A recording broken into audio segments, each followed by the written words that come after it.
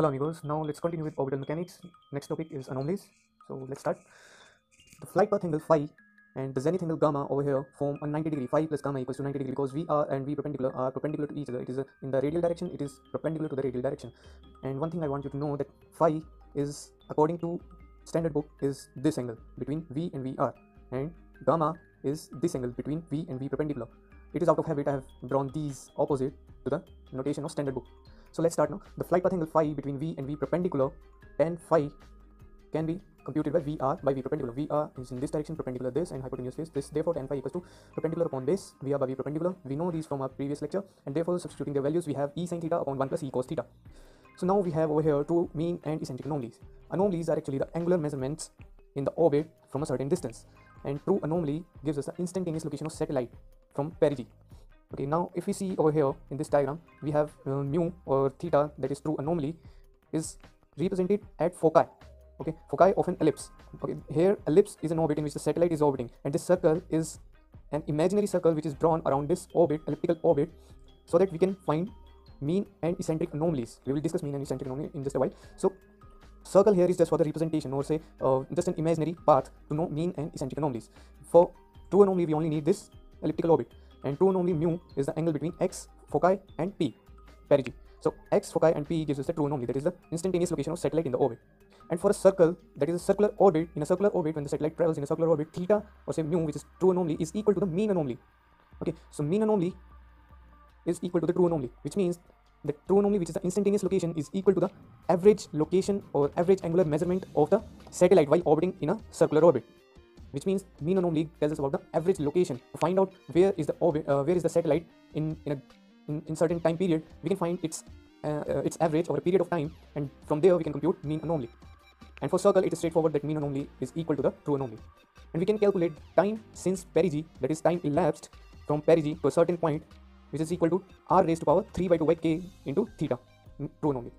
And also the total time period in completing one revolution is given by 2 pi r raised to power 3 by 2 by k. Okay, it is also can be represented as 2 pi under root r e by g. Okay, 2 pi under root r by g, which is r here is in that formula will be radius of the planet divided by acceleration due to gravity.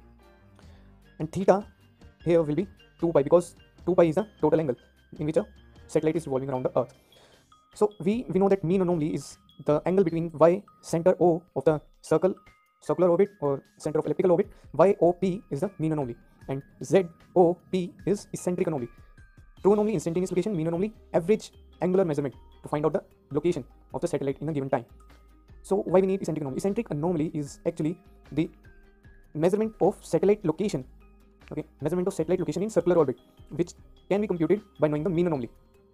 Okay, so how can we determine mean anomaly and eccentric anomaly relation from this expression? For an elliptical orbit, from an elliptical orbit, average angular velocity or mean motion is given by n equals to 2 pi by t, and from this we can determine relation between mean anomaly and eccentric anomaly as this: m equals to n times t times its perigee, and this is equal to e minus eccentricity sine e. E here is eccentric anomaly, capital E. Okay, and duration between 2 points. Earlier we have computed time period to complete one revolution, and if we want to compute time elapsed between 2 points in the orbit at any point 1 or 2, the time elapsed t minus t naught can be computed from this formula: m minus m naught equals n times t minus t naught. T naught and m naught are the initial parameters at a given location in the orbit. And eccentric anomaly, lastly, can be computed from these formulas.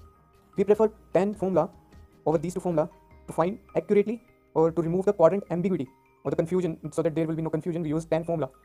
Okay, like if we want to know in which quadrant will the satellite be, if we divide it into quadrants 1, 2, and downwards 3, 4, then with particular sign plus minus, okay, we can find the eccentric anomaly E, okay, by using the tan formula. So from cos formula we can find cos E and cos theta like this: cos E is equal to E plus cos theta upon 1 plus E cos theta, and cos theta equals E minus cos E divided by E cos E minus 1. And to remove quadrant ambiguity, as I said, we will be using tan E by 2, and this is most preferable formula. Therefore we can define this as tan E by 2 equals under root 1 minus E by 1 plus E multiplied by tan theta by 2. Thank you for listening.